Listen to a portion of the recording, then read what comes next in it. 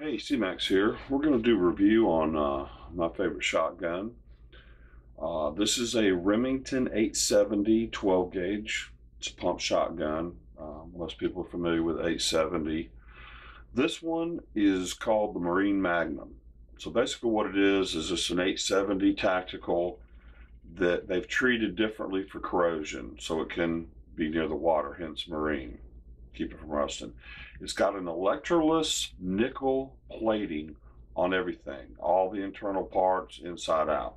So it's not supposed to rust basically, or resist corrosion is the official term.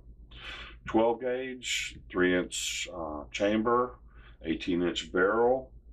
Magazine holds 6 plus 1 be 7.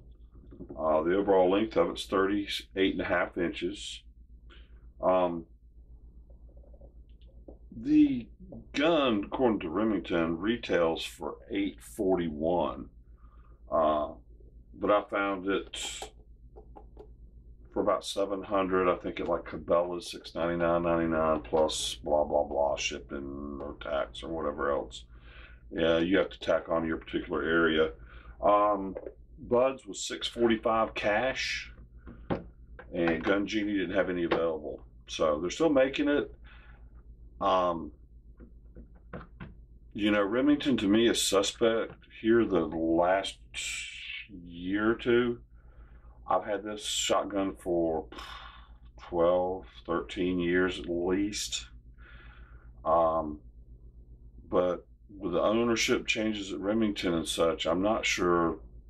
You know, for example, an old 700 is not the same as a new one. The old one is far superior in my opinion. And I believe this is true for the 870s, and even in particular on this model here. So I'm happy about that. I like the gun a lot.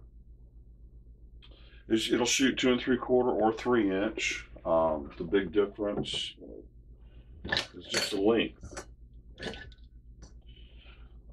Just the length of the shell. There's the 3-inch. Here's a 2 3/4. And you can see it's just different length. And this is like just a regular birdshot round, which is a 2 3/4. Now, let me take a second. Let's, for people who may not have any experience with shotguns, let me just explain a little bit about what we're talking about here and the difference in shells. You have the length. They also make a 3.5-inch length. This one chamber is not made for 3.5, but they do make it, which is even longer. Typically, duck guns and it's made they're more really for shooting birds that fly very high.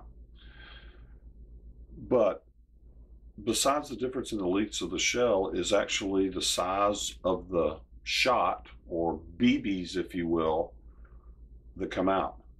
Smaller the BB, the more that they can fit in whichever size you may have. Hey, C-Max here. Going to talk a little bit more about the shotgun shell. This is just some basic information. I might do a video later, kind of getting into more of it. But buckshot. The way it works is the biggest buckshot rounds is the triple-aught for regular. I mean, there may be some weird stuff out of that, but in standard type shotgun shells is 000, what they call triple-aught.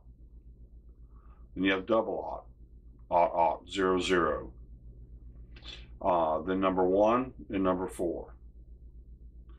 Now, deer is good with the shot size, is what they're saying here. Triple-aught buck, double-aught buck, number 1 and number 4. Black bear, just the bigger ones, the triple and double-aught. Now, Number 4 has a diameter of 0.24 inches. They carry 41 pellets. The number 1, 0.30 diameter, 24 pellets. Double aught buck, 15 pellets. Triple aught buck, 10. So you can see they just get bigger in size. So you have a give and take of the length of the length of the cartridge and the size of the shot in there. So that in combination, 12 gauge just means the diameter of it. And the lower the number, the bigger the shell diameter is. So a 20 gauge is smaller than a 12 gauge. 410 is much smaller than a 20 gauge. So, but a 10 gauge is bigger than a 12 gauge, and an 8 gauge is bigger than a 10 gauge and a 12 gauge, and so on and so on and so on. But we were shooting the double aught buck. This is what I was shooting out there. Pretty nice pattern, especially that first shot was just a star, so that was pretty cool. 15 pellets. You could even see the hole that the wad made going through it. Okay, well that's it for this part. Let me change it around a little bit and we'll take it apart. Okay, let's take this thing apart. I've already removed the strap from the front, disconnected it here, and I'm just going to leave it connected on the buttstock and swing it out of the way. Always, you want to cock the shotgun about halfway, look into the cylinder, check, make sure there's no ammunition in it. There's several ways you can take it down.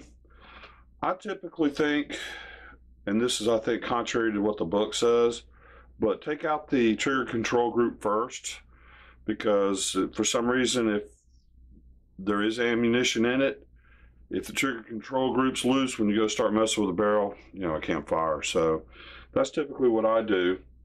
Front pin, take out from this side. Chopstick. I like to use wood whenever possible, just to keep from marring anything up.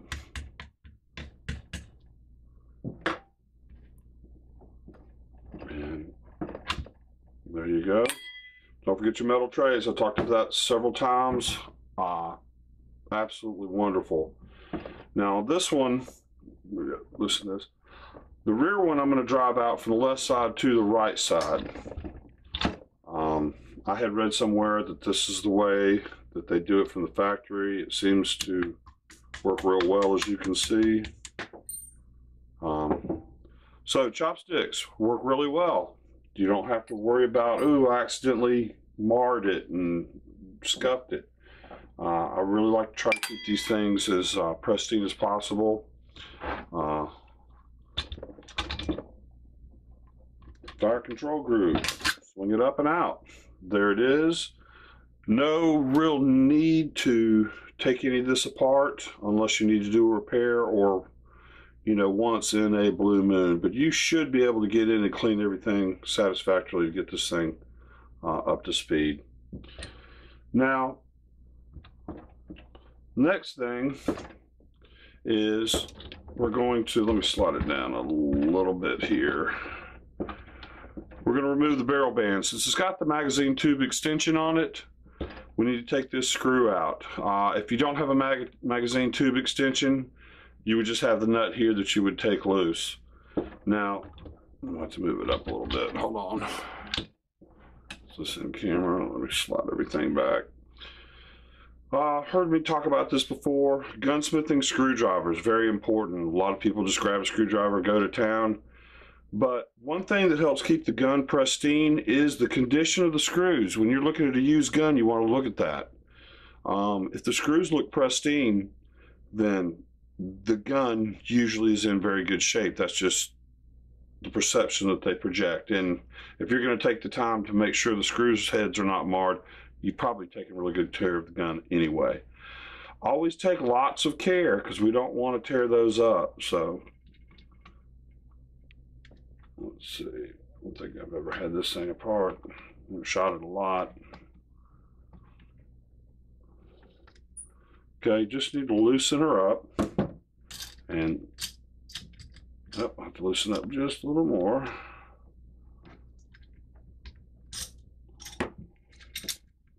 Come on now. Oh.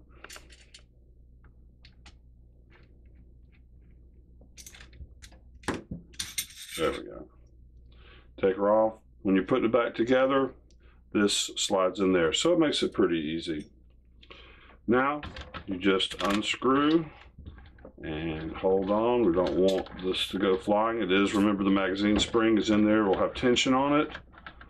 And bingo. She'll shoot forward. So you don't want to do that.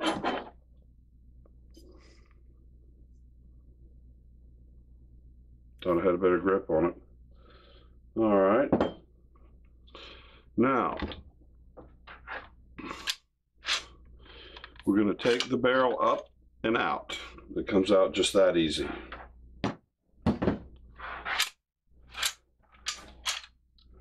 And what you want to do here, let me set this down for just a second here. All right.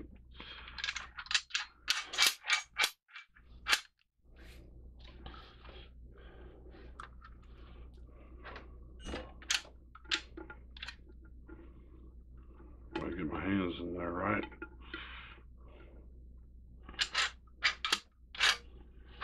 You just push in on the one side, on the rail. I pushed in on this side, and you can see she comes right out.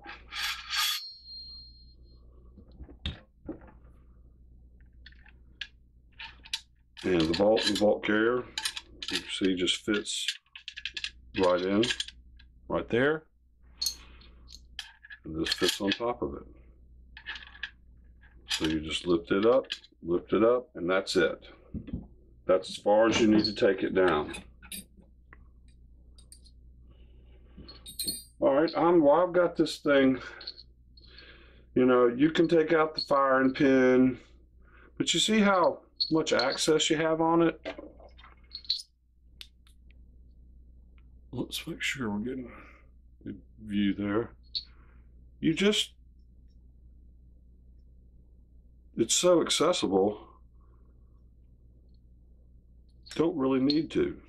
I'm not going to. You know, if you've got something broken and you need to replace it, that's one thing. I don't believe in tearing them down just to tear them down if you don't have to. This is a great design shotgun. I'm a big Remington 870 fan. I do like them over the Mossbergs. I don't think there's anything wrong with the Mossbergs.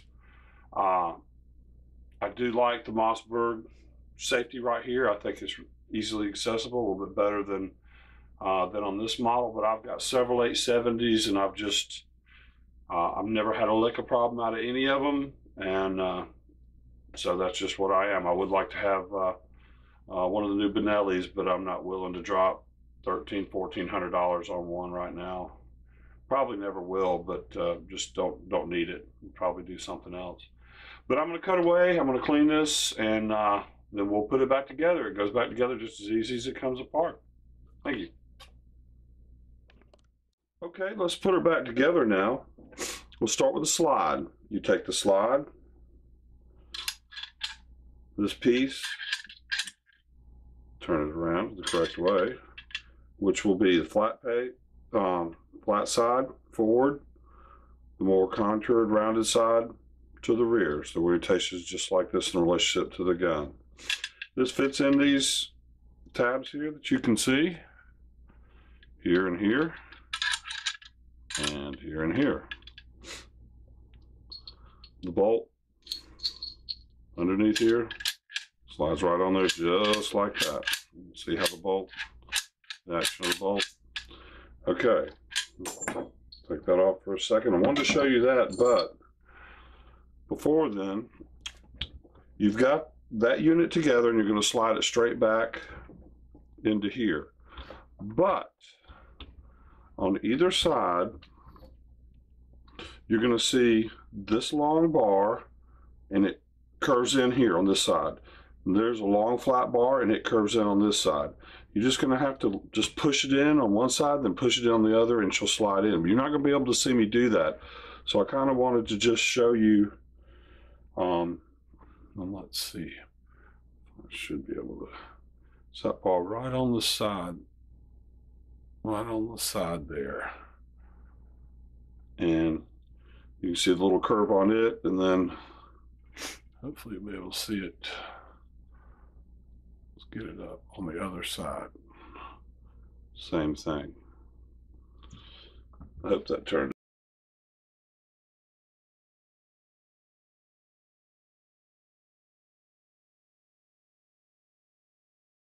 We'll just have to see. All right. So that's the little quote-unquote trick to her. So we'll set that there. Get the slide, flat part towards the front. You'll know it only goes, it only fits in there one way, and upside up, and you'll know it fits flush. It fits even. It's just the way it's supposed to go. Even if you try to put it in upside down, it's just, you can tell it's not right. So you can't put it in wrong. We're going to set that there. Take this, put it right on top. Okay. So now, let's see. You start to slide in, it's only going to go so far. This is when you reach in on one side, boom, and then I reach up on the other side, push it in. You say in, which what you're doing is you're pushing either one against the outside of the receiver. So on this side, you're pushing it that way. On this side, you're pushing it this way. And then she just slides back in. That's it. I mean, that's just as easy as it gets. Okay, well, we've got the bolts in.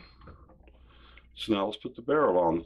Now this just goes over here. There's no twisting it in. It just slides straight in like that. So you just set the barrel here. Put that down. And that's it. It's as far as she goes. All right, now the magazine spring. Remember, she's springing them. So what I'll do is pull it down a little bit with both fingers. Hook it in. And then always start these things nice and easy, no cross thread. There we go. And you don't need to get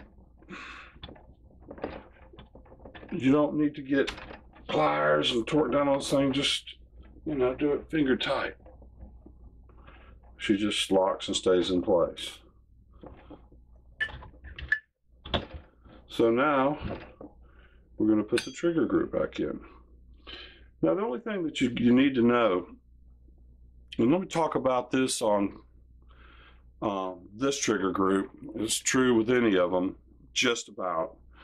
Here's the hammer right here. When you got this thing out, don't just pull the hammer and let it swing forward. You can damage this hinge piece on other models. You can bend metal that might be sticking up. You always take one finger, put over it, take the safety off, squeeze the trigger if you want to let it go, okay? But you don't want to reassemble the gun in this position. It needs to be cocked just like it was when it came out. So just cock it back. And you know, it's good to release it and look at it and see how the gun works and figure out things and go, well, why is that there? What does it do? Oh, okay, I see. And how's that? Why is that there? Oh, okay, I got you. You just learn by messing with it. And I'm talking about taking it all apart. Just look at it function a little bit and see what happens. You know, wow, okay, it does that. But want it cocked back before it goes in. So that's the main thing. Let's see here. Let's put this in. Don't force it. Just work it down. And everything should go flush. You look at the pins. Very good. Okay, you just set the fire group back up, and then we just have to line up the holes. So let's see. and goes out, that goes out, so it's got to go in this way. Okay, so we're going to do the big pin. Looks like it's lined up perfect.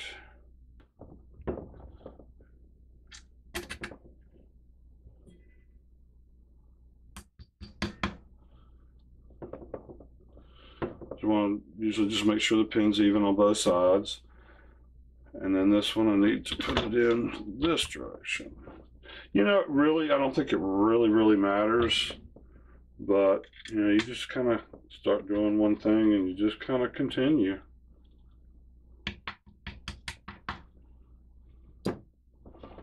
All right.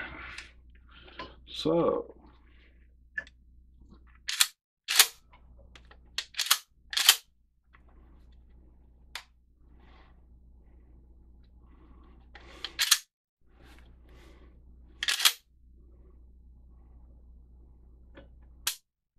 All right, we got a working shotgun. And we're almost done. All we have to do is put the barrel bearing back on, find that little spot, use your gunsmithing screwdriver. Make sure you're in that little slot. Jiggle it around a little bit and let it center up before, as you tighten it down. You know, make sure, and just do it snug. Don't have to over torque it. Now, I'm gonna have to hold this down, but I want to look at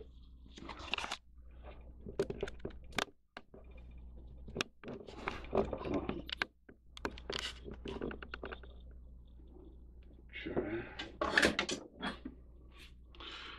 All right, want to just let you look at that.